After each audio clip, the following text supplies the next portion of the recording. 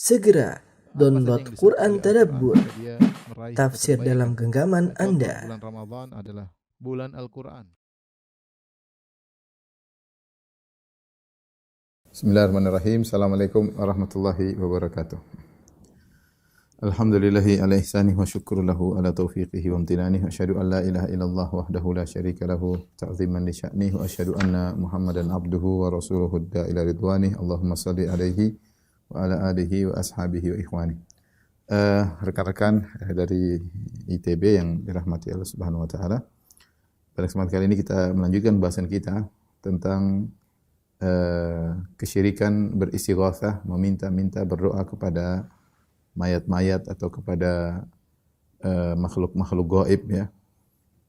Sudah kita jelaskan pada pertemuan sebelumnya, dan pada kesempatan kali ini kita akan bahas tentang syubhat-syubhat yang dilontarkan para dai-dai yang mengajak orang-orang untuk beristighatsah kepada mayat-mayat.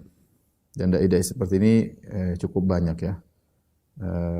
Dan mereka menjelaskan bahwasanya ini bukan minta tolong kepada mayat, bukan hanya syirik, bahkan dianjurkan ya. Mereka mengatakan kalau minta langsung kepada Allah, siapa kamu? Kamu tidak akan ditengok, tidak akan dipandang, harus memanggil nama-nama wali-wali, dan itu dipraktikkan oleh mereka. Ini kesyirikan yang cukup tersebar sebagaimana pernah saya bahas dalam Syarah Al-Qawaidul Arba', di mana saya sebutkan bahwa para ulama menyatakan ini dalam buku-buku mereka. Seperti Al-Alusi dalam kitabnya Ruhul Ma'ani, dan dia ulama Irak, dan dia menyatakan bahwasanya di negeri beliau sering terjadi seperti itu, di mana orang-orang dalam kondisi terdesak, mereka minta dengan menyebut nama-nama wali, minta tolong kepada wali-wali tersebut. Al-Ghithni ya. Kemudian juga saya sebutkan misalnya di Najd ya, juga ada orang-orang yang seperti itu. Demikian juga Syekh Muhammad Al-Amin Asy-Shinqiti dari Mauritania juga menyebutkan bahwasanya beliau menemukan orang-orang yang menyeru kepada mayat-mayat, kepada wali-wali yang sudah mati dalam kondisi terdesak. Demikian juga Asy-Syaukani rahimahullahu taala dalam tafsirnya, beliau adalah ulama Yaman. Beliau juga menemukan dan orang-orang yang seperti itu. Jadi ini suatu kesyirikan yang tersebar. Di tanah air kita pun demikian. Bahkan saya pernah ada bantah-bantahan dengan seorang yang seperti itu, yang justru bukan cuma mengatakan boleh, bahkan menganjurkan orang-orang dalam kondisi terdesak untuk memanggil nama-nama orang soleh, meminta kepada mereka dengan alasan bahwasanya kalau kita minta langsung kepada Allah, kita ini siapa Allah mau tengok kita dari mana ya. Tapi kalau kita melalui orang-orang soleh tersebut, wali-wali soleh tersebut, kita panggil mereka, maka mereka akan membantu ya. Dan inilah makanya kita lihat di YouTube juga ada bagaimana. Dan ini adalah ibadahnya orang Syiah ya. Orang Syiah mereka sering mengatakan ya Ali, ya Husain ya. Ya Ali, ya Husain, dalam kondisi terdesak mereka ya Ali, ya Ali, ya Husain. Namun diadopsi oleh sebagian saudara-saudara kita kaum muslimin, sehingga ikut-ikutan ketika dalam kondisi terdesak meminta-minta kepada wali-wali, ya Badawi, ya misalnya ya Ahmad Badawi, misalnya ya Abdul Qadir Jailani, ya Sayyid Fulan, dalam kondisi terdesak mereka minta kepada wali-wali tersebut. Ini adalah syirkun akbar, syirik besar, mengeluarkan seorang dari Islam. Nah, mereka memiliki syubhat-syubhat yang melegalkan mereka untuk meminta kepada orang-orang yang sudah meninggal dunia. Ya, saya akan sebutkan beberapa syubhat. Ini saya nukil dari kitab Tauhid ya, yang sudah dicetak, jilid 1 dari halaman 337 sampai kita sebutkan secara singkat sampai halaman 357 ya. 337 sampai 357. Tapi ada sekitar 7 syubhat, mudah-mudahan kita bisa selesaikan. Syubhat yang pertama ya, mereka mengatakan bahwasanya meskipun Nabi sallallahu alaihi wasallam telah meninggal dunia, akan tapi hakikatnya beliau masih hidup. Sehingga boleh-boleh saja kita datang ke kuburan beliau lalu minta agar beliau mendoakan kita ya, atau minta kepada beliau langsung. Tidak hanya berlaku kepada Nabi, bahkan juga berlaku kepada para syuhada dan juga berlaku kepada orang-orang saleh. Jadi mereka meskipun sudah meninggal tapi hakikatnya mereka masih hidup dan Allah telah menjelaskan hal itu dalam Al-Qur'an. Ya. Demikian juga dalam hadis bahwasanya para anbiya ahya'un fi quburihim yusallun, kata Nabi, para nabi itu hidup dalam kuburan mereka dan mereka salat, ya. Berarti mereka tidak mati.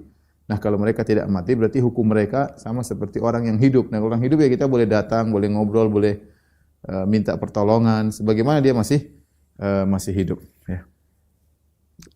Baik, ikhwan dan akhwat yang rahmatillah subhanahu wa taala,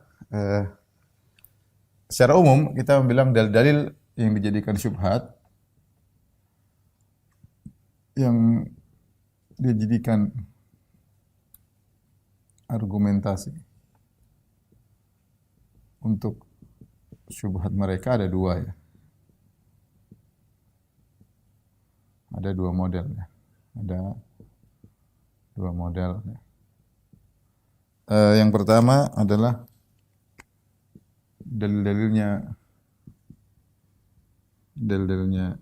dhaif atau palsu. Atau yang kedua dalilnya sahih. Sahih. Hanya saja tidak pas pendalilannya, ya, tidak pas pendalilannya.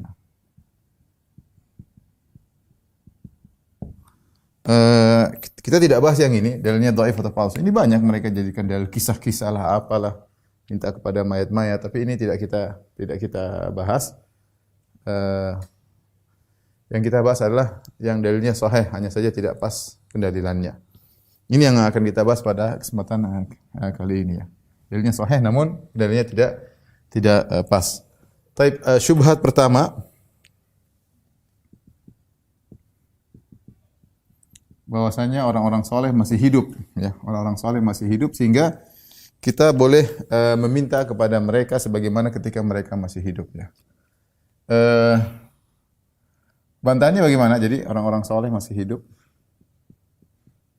meski sudah meninggal,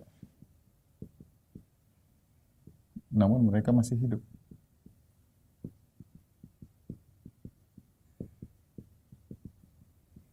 Sehingga dimuamalahi seperti orang yang masih hidup. Kalau seperti yang masih hidup, ya kita bisa minta tolong, kita bisa teriak dia, panggil dia, dan lain-lain, ya. Namanya masih hidup. Jawabannya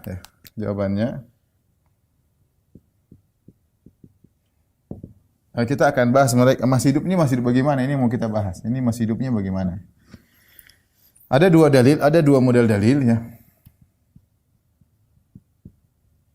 Dalil.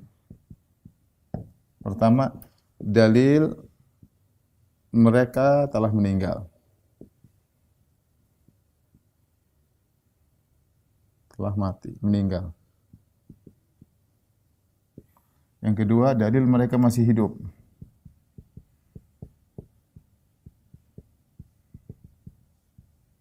Dalil mereka sudah meninggal, telah meninggal. Contohnya seperti Allah berkata tentang Nabi SAW, ya, innaka mayyit, kau akan meninggal. Wa innahum mayyitun.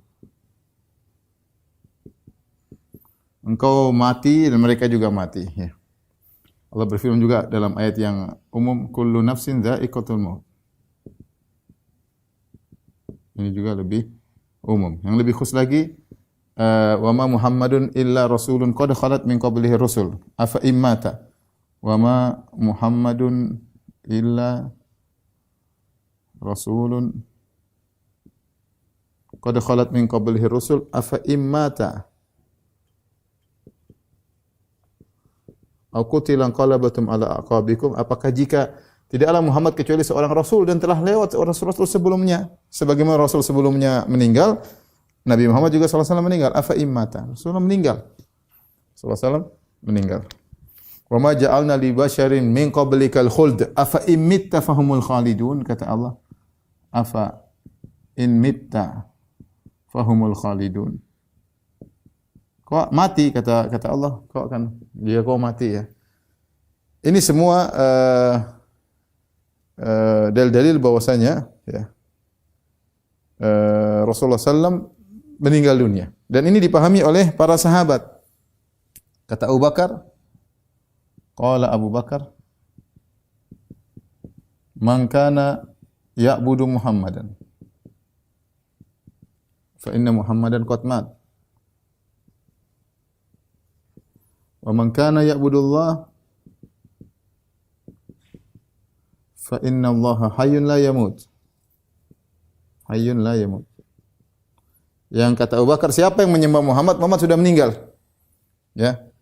Dan barang siapa menyembah Allah, maka Allah akan hidup dan tidak akan meninggal. Oleh karenanya ketika Nabi SAW meninggal, para sahabat sedih. Karena sudah meninggal. Para sahabat sedih. Sampai Fatimah radhiyallahu taala anha saking sedih bapaknya meninggal, 6 bulan kemudian beliau ikut meninggal karena sakit, sedih, ditinggal oleh ayahnya, ya. Para sahabat melihat Madinah ketika itu seperti berubah setelah wafatnya Nabi sallallahu alaihi wasallam. Kehidupan terasa berubah setelah wafatnya Nabi sallallahu alaihi wasallam, ya. Dan mereka tidak pernah bilang Nabi keluar-keluar ngobrol sama mereka, ketemu mereka, ngopi sama mereka, ya, atau apa kayak, atau kasih ceramah lagi di Masjid Nabawi, atau datangi mereka di rumah, mengunjungi istri-istrinya, enggak ada. Mereka sudah mati. Tapi ini dalil-dalil menunjukkan Rasulullah SAW meninggal dunia. Tapi dalil mereka masih hidup ada juga, bahwasanya para nabi, para syuhada hidup. Dan dalil ada dua, ya. Para nabi masih hidup.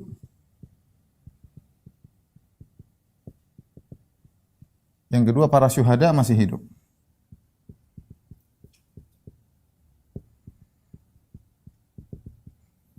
Para syuhada misalnya firman Allah Subhanahu wa taala, "Wala taqulu liman yuqtalu fi sabilillah amwat bal ahya'un walakin la tash'urun." Kata Allah, jangan kalian berkata terhadap orang yang meninggal di medan pertempuran, mati, telah meninggal. Jangan bilang. Bal ahya, mereka masih hidup. Masih hidup. Walakin la tash'urun, tapi kalian tidak sadar. Tapi kalian tidak merasakan. Tidak merasakan. Benar, mereka hidupnya. Baik. Ayat yang kedua, ya. Wala tahsabanna alladhina qutilu fi sabilillahi amwatan bal ahya'un 'inda rabbihim yurzaqun. Kata Allah, wala tahsabanna qutilu alladhina qutilu fi sabilillahi amwatan bal ahya'un 'inda rabbihim yurzaqun. Dan jangan kau menyangka bahwasanya orang terbunuh di jalan Allah sudah meninggal. Bal ahya, mereka masih hidup. Mereka masih hidup. Dapat rezeki di sisi Rabb mereka, di sisi Rabb mereka, di sisi Rabb mereka dapat rezeki. Rezeki. Baik. Ini dalil bahwasanya para syuhada masih hidup. Para nabi juga masih hidup. Tadi Nabi SAW mengatakan, qala sallallahu alaihi wasallam, al-anbiya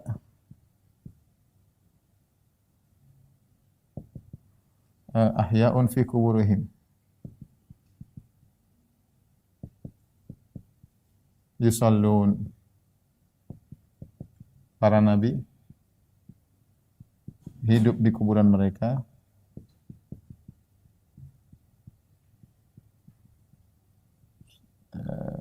mereka salat, mereka salat. Taib. Taib. Orang soleh mana? Timbul pertanyaan, orang soleh?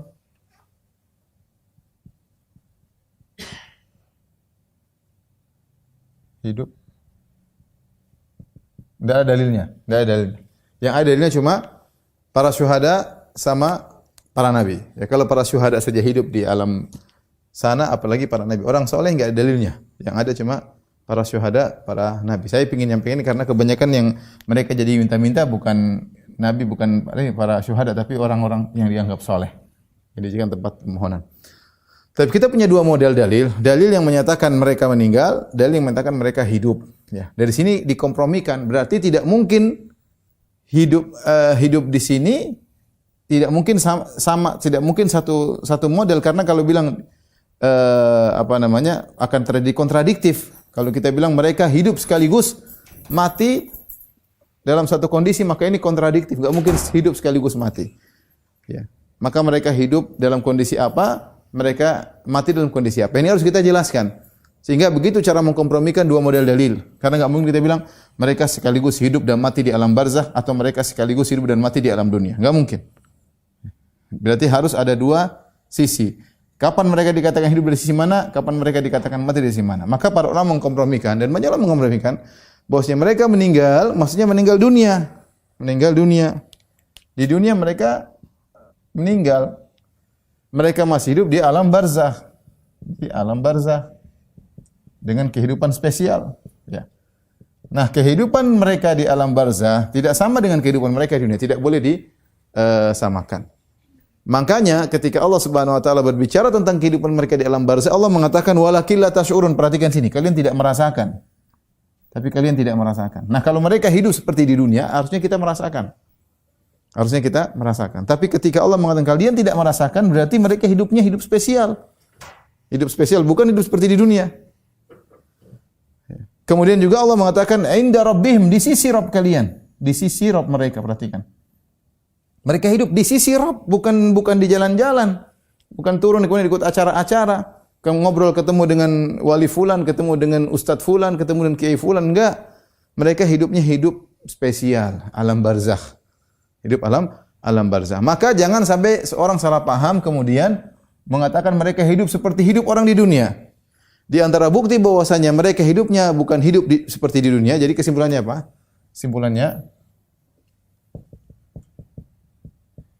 Kesimpulan mereka hidup, tapi hidup di alam barzakh, bukan di dunia. Hidup tapi di alam barzakh dengan hidup yang spesial. Hidup yang spesial. Makanya Allah mengatakan apa?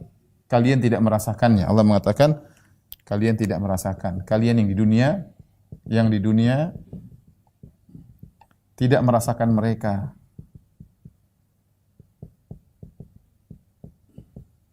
Yang di alam barzakh. Yang kedua, Allah mengatakan inda rabbihim yurzaqun. Mereka di sisi Rabb mereka yang hidup, mereka hidup di sisi Rabb mereka. Di sisi Rabb mereka. Nah, ini dua hal yang menunjukkan bahwasanya hidup mereka bukan hidup seperti hidup di dunia, ya.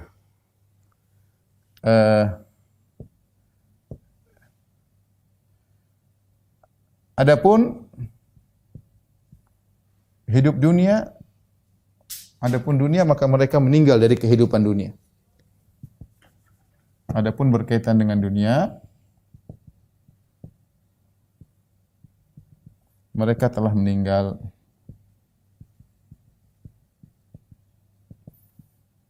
Jadi tidak boleh dikatakan hidup mereka seperti dunia. Sehingga tidak boleh dikiaskan kehidupan alam barzakh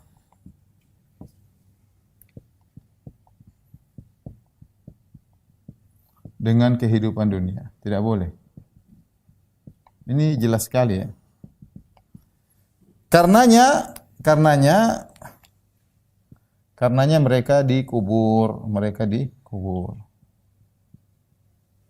Karenanya harta mereka diwarisi.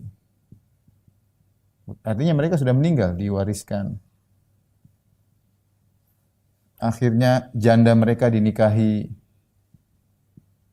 Kalau mereka masih hidup seperti dunia, siapa yang berani menikahi janda mereka? Janda mereka dinikahi. Kemudian amalan mereka terputus. Makanya kita sholatkan mereka, ya. Ini menunjukkan mereka untuk urusan dunia mereka sudah meninggal dunia. Maka yang mengkiaskan antara kehidupan barzakh dengan kehidupan dunia adalah kias yang sangat salah, ya. Adalah kias yang sangat salah. Ini cara mengkompromikan dalil-dalil yang berkaitan dengan hal ini. Dan kenyataan yang ada, kita tanya berikutnya, antum paham ini dengan pemahaman para salaf atau tidak? Bagaimana para salaf mempraktekkan ayat-ayat ini? Mereka juga hafal ayat-ayat ini. Mereka tahu syuhada hidup dalam alam barzah, mereka tahu. Tapi apakah mereka pernah datang ke kuburan Nabi SAW minta-minta? Apakah satu orang dari mereka saja pernah bilang, Nabi pernah datang ke rumahku setelah dia mati? Setelah Rasulullah SAW meninggal datang ke rumahku kunjungan. Istri Nabi yang 9 orang ketika Nabi meninggal, enggak satu orang pun cerita Nabi pernah datang. Putri Nabi SAW, Fatimah, tidak pernah juga cerita Nabi SAW datang. Sehingga kemudian dia sedih dan akhirnya meninggal 6 bulan berikutnya. Para sahabat yang mencintai Abu Bakar, Umar, Uthman, Ali, ribuan sahabat. Tidak ada satupun cerita Rasulullah SAW kemudian datang. Dan mereka tidak pernah bermuamalah dengan roh Nabi seperti muamalah dunia. Tidak pernah. Tidak pernah kalau ada kejadian mereka datang ke kuburan Nabi, ya Muhammad tolonglah kami. Tidak ada mereka dalam peperangan, ya Muhammad. Tidak ada. Sementara sebagian orang, ya Abdul Qadir Jailani, ya gimana? Para sahabat yang lebih ngerti tentang kedudukan Nabi, mereka tidak pernah teriak. Terus ngapain juga antum panggil Abdul Qadir Jailani? Panggil aja Muhammad kalau mau syirik. Mau syirik sama Abdul Qadir Jailani. Mana lebih tinggi, Muhammad atau Abdul Qadir Jailani? Lebih tinggi Muhammad SAW, tidak ada bandingannya dengan Abdul Qadir Jailani. Apalagi cuma wali fulan, sunan fulan, enggak ada hubungannya. Para sahabat tidak pernah manggil Nabi Muhammad SAW. Kalau itu ibadah yang dianjurkan dalam kondisi terdesak untuk minta kepada orang-orang soleh, maka para sahabat akan panggil Muhammad. Apalagi Muhammad kenal sama mereka, Muhammad SAW. Sahabatnya ya, gimana enggak? Ya kenal lah, tinggal minta Rasulullah SAW datang. Mereka tidak pernah bermuamalah.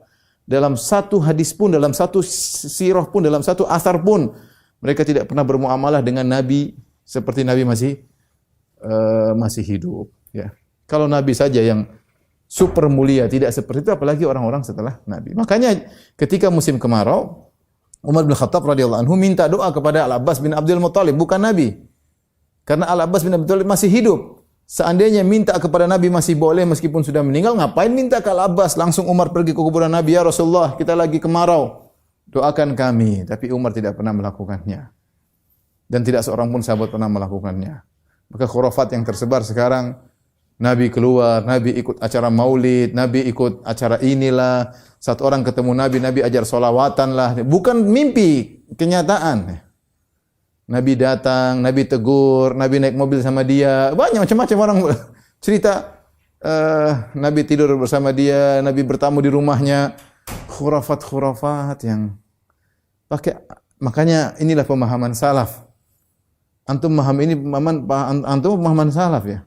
Kita tidak bilang mereka bohong, mungkin mereka datangi jin. Ya. Tapi kalau bilang itu Nabi bagaimana? Saya sering ajak berlogika. Nabi tidak pernah datang ke Fatimah. Nabi tidak pernah datang kepada Aisyah. Nabi tidak pernah datang ke Ummu Salamah. Nabi tidak pernah keluar kuburan ketemu dengan Abu Bakar, dengan Umar, dengan Utsman. Nabi tidak pernah keluar ketemu dengan para sahabat, ribuan sahabat. Nabi tidak pernah keluar dari kuburannya ketemu Imam Syafi'i, tidak pernah keluar dari kuburannya ketemu Imam Ahmad, ketemu Abu Hanifah, ketemu Imam Malik, enggak pernah. Tahu-tahu muncul ketemu guru ente. Guru ente ini siapa? Ya. Nabi tidak pernah ketemu dengan orang-orang sebelumnya, tahu-tahu datang ketemu guru antum ngajarin sholawatan. Pakai logika sedikit ya. Jadi masalah diminta-mintai ruh tersebut. Ini masih hidup, minta kepada syuhada, mereka masih. Taib, kita bilang berikutnya, ikhwan, dalil-dalil datang cuma 2 yang masih hidup. Para syuhada, dalil-dalilnya dalam Al-Quran, ya. Dan para nabi juga hidup. Sekarang mana dalilnya orang soleh hidup seperti mereka? Enggak ada dalilnya. Sementara yang diminta ya Abdul Qadir Jailani atau Said Badawi, itu semua bukan syuhada juga, bukan nabi. Ya. Kemudian mana dalilnya? Enggak ada. Lihat para sahabat, apakah mereka pernah datang ke kuburan syuhada Uhud? Mereka kan sering pergi ke syuhada Uhud mendoakan mereka.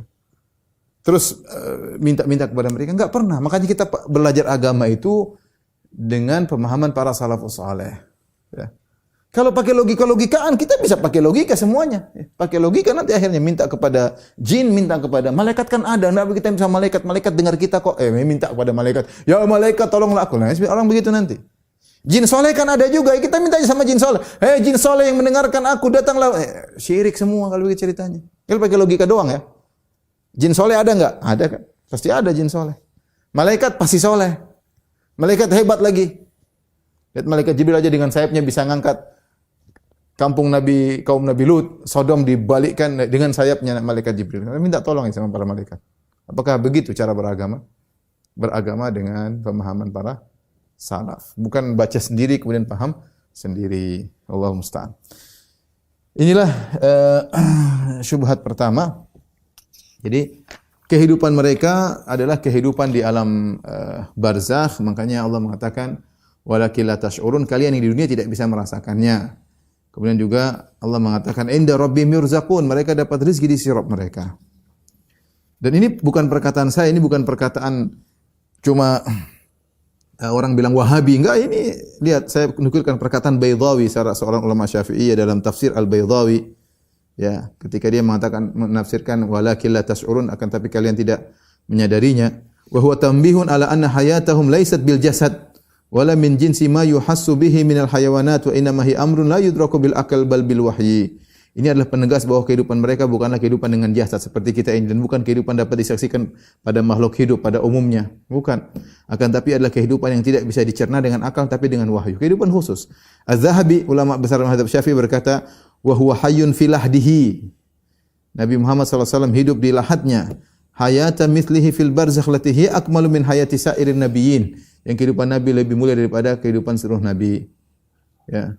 Kemudian beliau berkata, wa hayatuhum bila raib atammu wa asyrafu min hayati syuhada alladzina hum binasil kitab ahyan li rabbihim yurzaqun. Dan tidak diragukan bahwasanya kehidupan para nabi lebih afdal daripada kehidupan para syuhada. Kalau para syuhada saja hidup di alam barzakh, apalagi para nabi. Wa haula'i apalagi para nabi. Wa haula'i hayatuhumul an allati fi alamil barzakh haqqun. Dan mereka ini semua para nabi, kata Imam Zahabi, para nabi dan juga para syuhada, mereka hidup di alam barzah dengan kehidupan yang benar. Walakin laisat hiya hayatad dunya min kulli wajh. Tapi dia tidak seperti kehidupan dunia dari segala sisi. Wala hayata ahlil jannati min kulli wajh. Tidak juga seperti kehidupan penghuni surga dari segala sisi. Dalam Syiar A'lam An-Nubala. Jadi jangan disamakan. Yang kalau disamakan dianggap orang soleh masih hidup, ya jangan nikahi istrinya, jangan ambil hartanya, tidak boleh, ya. Taib, itu syubhat pertama. Syubhat kedua, ya. Syubhat kedua, tolong dihapus. Allah Subhanahu wa taala berfirman dalam surat An-Nisa ayat 64, kata Allah, ini mereka bilang pergi ke kuburan Nabi sallallahu alaihi wasallam. Allah berfirman, "Wa ma arsalna mir rasulin illa liyuta'a bi idznillah." Tidaklah kami mengutus orang rasul pun kecuali untuk ditaati dengan izin Allah. Walau annahum idh zalamu anfusahum ja'uka. Sungguhnya jikalau mereka ketika menganiaya diri mereka, yaitu mereka berbuat zalim, ja'uka, mereka datang kepadamu, fastaghfirullah, lantas mereka mohon ampun kepada Allah, wastaghfara lahumur rasul, dan Allah dan Rasulullah memohon ampun bagi mereka, lawajadullaha tawwabar rahima, mereka akan mendapati bahwasanya Allah Maha penerima taubat dan Maha pengasih, ya. Jadi wa ma arsalnaka mir rasulin illa bi'iznillah walau annahum idh zalamu anfusahum ja'uka fastaghfirullah wastaghfara lahumur rasul lawajadullaha tawwabar rahima. Jadi mereka mengatakan Allah mengatakan untuk datang kepada Nabi sallallahu alaihi wasallam, ya. Ayat ini umum kata mereka. Perhatikan Allah dalam surat An-Nisa ayat 64, walau annahum idh, ini saya mau kasih khusus ya. Idh zalamu anfusahum ja'uka fastaghfirullah. Dan ini banyak orang berdalil dengan ini, ya. Wastaghfara lahumur rasul lawajadullaha tawwaban rahima.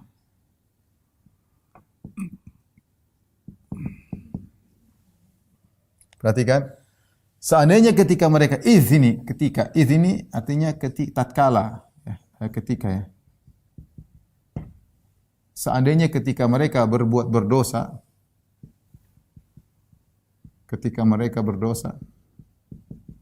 ja'uka, mereka datang kepadamu.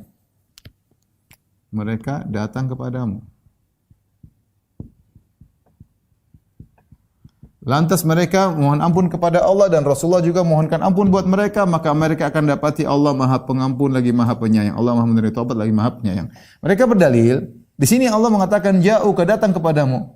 Berarti disyariatkan untuk datang ke kuburan. Disyariatkan kata mereka untuk datang ke kuburan Nabi.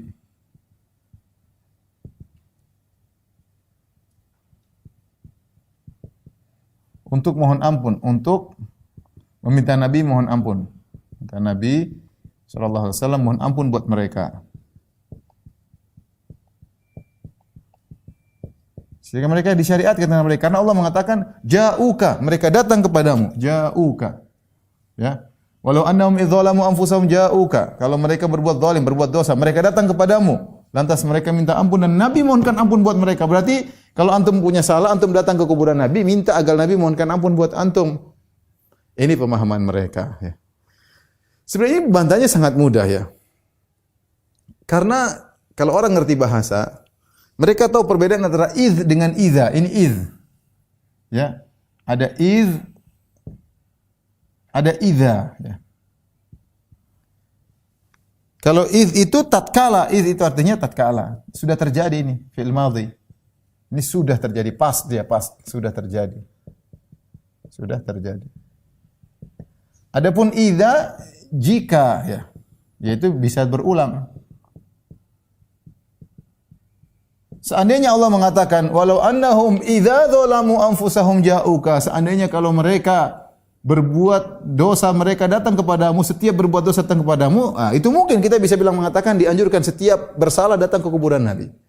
Tapi ternyata tidak, ternyata Allah mengatakan ketika. Jadi para ulama mengatakan ayat ini berkaitan dengan sekelompok orang yang tidak mau berhukum dengan hukum Nabi sallallahu alaihi wasallam, ya.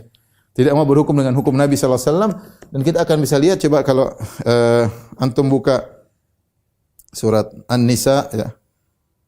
Ayat 64, ya, buka ya.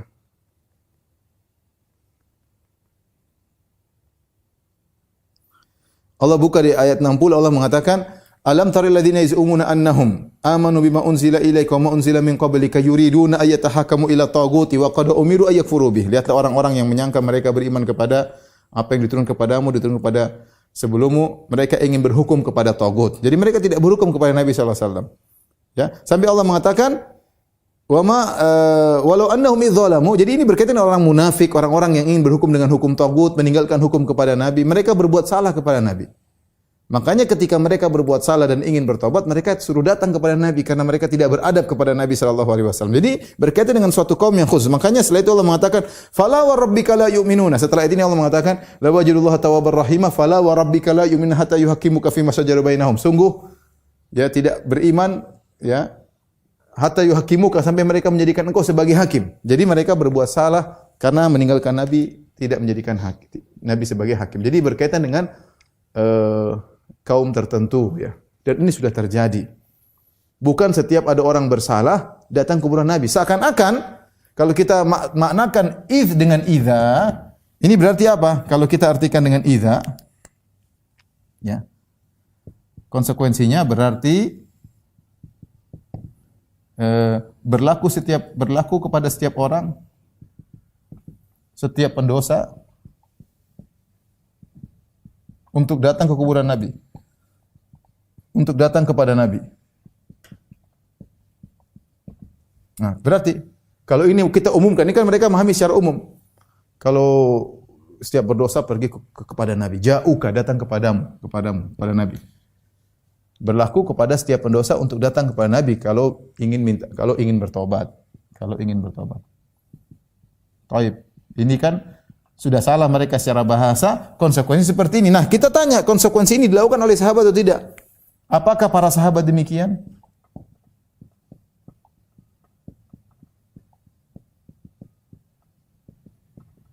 Setiap berdosa selalu datang kepada Nabi? Ya. Minta Nabi kemudian harus lapor kepada Nabi. Tidak semuanya sahabat demikian. Dan ini bukan syarat. Ini berkaitan dengan kaum khusus. Tidak setiap para sahabat melakukan dosa kemudian pasti lapor. Kalau mereka datang kepada Nabi memberikan cerita apa yang harus aku lakukan, tegakkan hukum had, itu baru mereka bilang. Bukan setiap ada yang mau bertobat harus datang kepada Nabi. Seakan-akan syarat tobat datang kepada Nabi. Ya. Itu pun perhatikan, ini berlaku ketika Nabi masih hidup. Ja'uka. Ini ketika Nabi masih hidup. Sallallahu alaihi wasallam. Allah tidak mengatakan datang ke kuburanmu. Bagaimana kemudian? Jadi mereka salah dalam dua hal. Pertama mengartikan id dengan idza, yang kedua mereka mengatakan ja'uka, datang kepadamu, berlaku kepada kuburan Nabi sallallahu alaihi wasallam setelah Nabi meninggal dunia. Ini adalah kesalahan. Dan ini banyak kalau di Masjid Nabawi saya sering lihat, dan mereka pernah tanya kepada saya, Ustaz, bukankah ada ayat ini? Sehingga kalau kita mau bertobat, kita datang ke kuburan Nabi sallallahu alaihi wasallam, kemudian kita bilang, ya Rasulullah, mohonkan ampun buatku. Mereka bilang dengan ayat ini kesalahan yang salah, ya, pemahaman yang salah dari ayat tersebut. Taib, syubhat yang ketiga, ikhwan dan akhwat yang dirahmati Allah Subhanahu wa taala, mereka berdalil ya bahwasanya para nabi masih hidup sebagaimana tadi sudah kita sebutkan hadisnya, al-anbiya'u ahya'un fi kuburihim yusallun. Para nabi hidup dalam kuburan-kuburan mereka dan mereka sedang salat. Mereka masih hidup, buktinya mereka salat. Kemudian juga Nabi SAW pernah berkata, marartu ala Musa lailata usriya bi indal kathibil ahmar wa huwa qa'imun yusalli fi qabrihi. Kata Nabi ketika Isra Mi'raj dari Mekah menuju Masjidil Aqsa, kata Nabi, aku melewati Nabi Musa pada malam Isra di Al-Kathibil Ahmar sementara beliau sedang salat di kuburannya. Ya. Kalau mereka masih hidup, ini sama dengan sisi pertama, berarti kita bahkan mereka masih salat. Kalau mereka salat berarti mereka berdoa. Nabi Muhammad salat, Nabi Musa salat, mereka berdoa. Nah, saatnya kita minta tolong sama mereka untuk mendoakan kita. Kita datang kepada mereka, minta didoakan kepada mereka. Maka bantahannya sama seperti bantahan yang pertama, bahwasanya kehidupan mereka kehidupan khusus, bukan kehidupan seperti kehidupan alam dunia, tapi itu kehidupan alam barzakh. Kemudian mereka salat, ketika itu bukan salat dalam rangka untuk ibadah yang mereka diwajibkan beban ibadah, tetapi mereka berbahagia dengan salat tersebut. Sama seperti penghuni surga, mereka bertasbih, tapi tasbih tersebut bukan syariat mereka beban untuk beribadah, tapi tasbih mereka itu mereka merasakan kelezatan. Ya, kata Nabi sallallahu alaihi wasallam, ya'kulu ahlul jannati fiha wa yashrabun wa la yatamakhatun wa la yataghawwatun wa la yabulun wa yakunu ta'amuhum dzalika jusha'an wa yulhamuna tasbih. Para penghuni surga itu makan di surga, minum di surga, mereka tidak buang air kecil, mereka tidak buang air besar, mereka tidak ada ingusnya, dan kalau mereka sudah kenyang mereka hanya bersendawa, ya, atau mereka sudah bersendawa akibat makan tersebut. Wa yulhamuna tasbih wal hamda kama yulhamuna nafas, dan mereka diilhamkan untuk bertasbih dan bertahmid seperti bernafas. Nafas mereka bertahmid, dan bukan mereka dibebani untuk bertahmid, tidak. Seperti kita di dunia kan kita seakan-akan sedang ibadah, subhanallah. Enggak, mereka tasbih di akhirat itu kelezatan. Sama para nabi dalam kuburan mereka dalam merasakan kelezatan. Kemudian tidak ada kelaziman, ini yang penting bantahannya. Tidak ada kelaziman kalau nabi kemudian salat, tidak boleh minta-minta sama dia. Kenapa bisa demikian? Lihatlah bagaimana para malaikat. Para malaikat sekarang kan ibadah kepada Allah, ya enggak? Malaikat bukan hanya ibadah kepada Allah. Malaikat doain kita, terlalu banyak dalil malaikat doain kita. Tapi apakah boleh kita minta sama malaikat, ya malaikat doakan saya? Allah mengatakan ya tentang para malaikat, wal malaikatu yusabbihuna bihamdi rabbihim, dan malaikat bertasbih terhadap Rabb mereka. Wa yastaghfiruna liman fil ardi, dan malaikat mohonkan ampunan bagi orang yang ada di atas muka bumi. Dalam surat Ghafir juga kata Allah, alladzina yahmiluna al-arsya wa man haulahu yusabbihuna bihamdi rabbihim wa yu'minuna bihi wa yastaghfiruna lilladzina amanu. Para malaikat bertasbih dan mereka beriman kepada Allah. Wa yastaghfiruna lilladzina amanu. Malaikat memohonkan ampunan bagi orang yang beriman. Dan bolehkah kita minta sama malaikat? Malaikat, ya malaikat. Ya malaikat fulan, malaikat mohon ampunan buatku. Enggak boleh. Tidak ada kelaziman bahwasanya malaikat beribadah kemudian kita boleh minta sama dia. Sebagaimana Nabi SAW mungkin dalam kuburan salat, sebagaimana Nabi mengatakan, kemudian kita boleh minta kepada para nabi yang sudah menjadi ruh-ruh tersebut. Tidak ada kelaziman. Sekali lagi kita katakan, ini pun dalil datang tentang para nabi.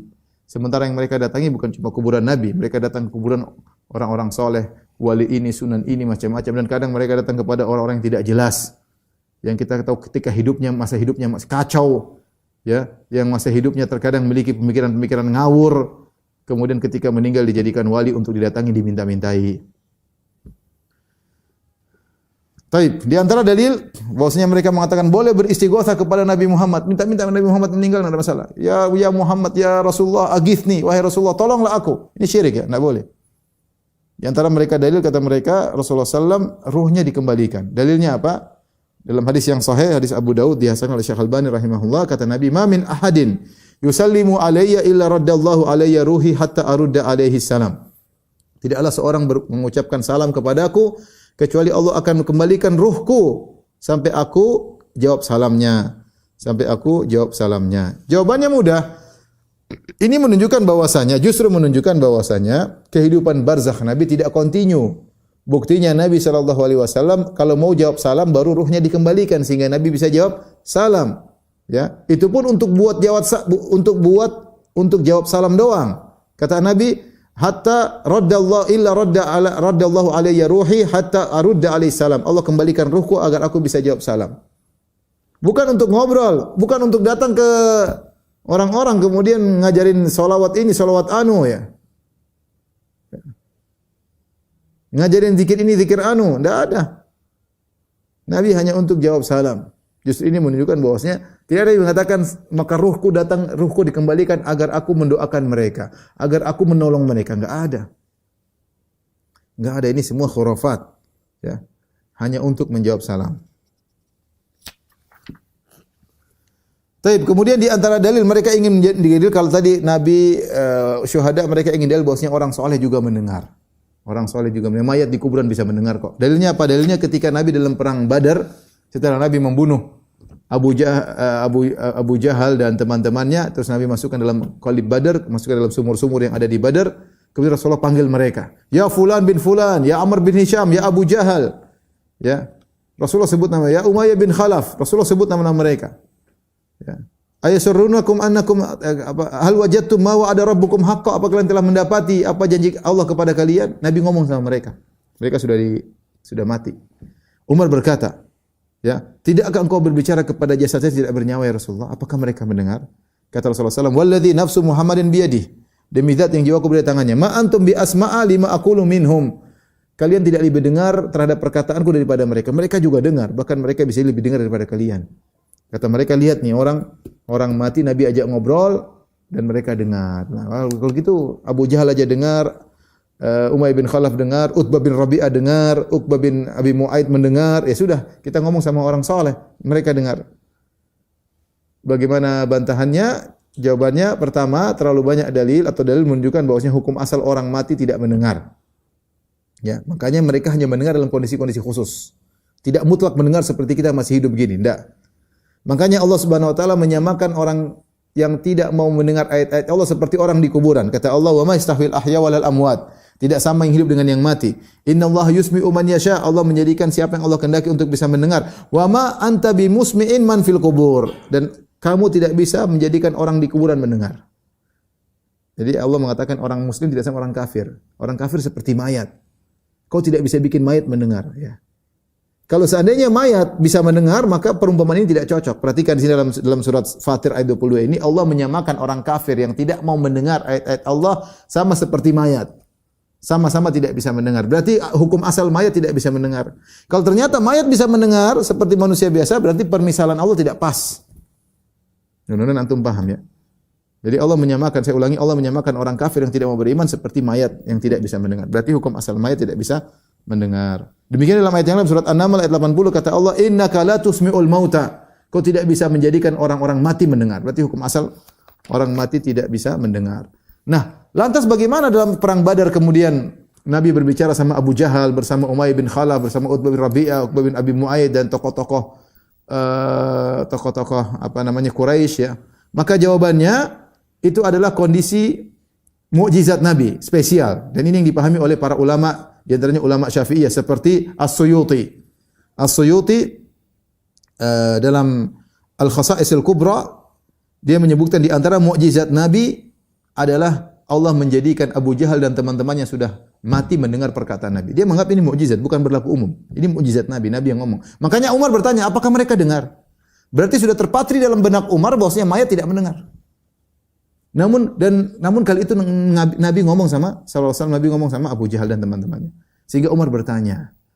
Ya, dan itu dipahami oleh sebelumnya Qatadah bin Da'amah Sadusi. Qatadah ketika meriwayatkan hadis ini dia mengatakan Allah membuat mereka mendengar. Ini khusus Nabi sallallahu alaihi wasallam. Di antara ulama yang mengatakan ini khusus Nabi adalah Al-Suhaili. As-Suhaili nukil oleh Ibnu Hajar.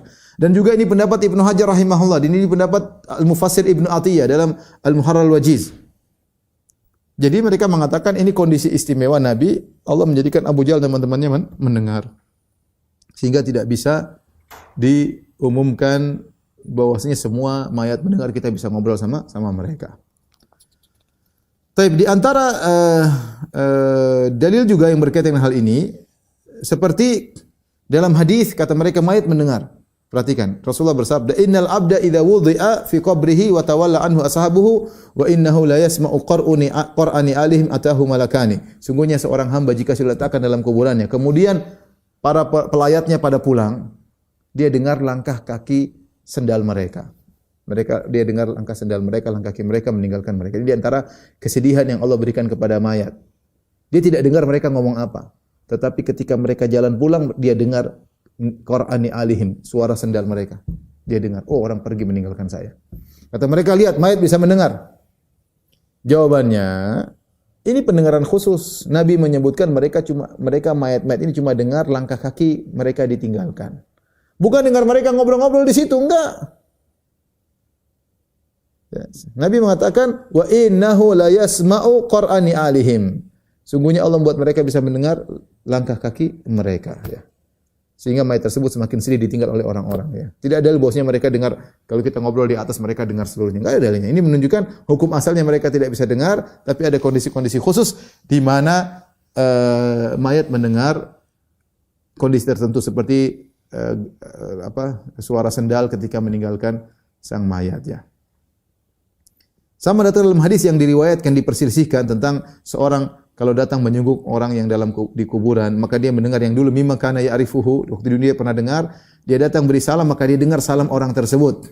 Ini hadis yang rajih dia adalah dhaif, tapi kalaupun hadis ini sahih, ini pun menjelaskan mayat tersebut hanya mendengar orang yang dia kenal dan dia mendengar salam, pendengaran khusus, tidak mendengar seluruhnya. Taib yang terakhir, syubhat yang ketujuh,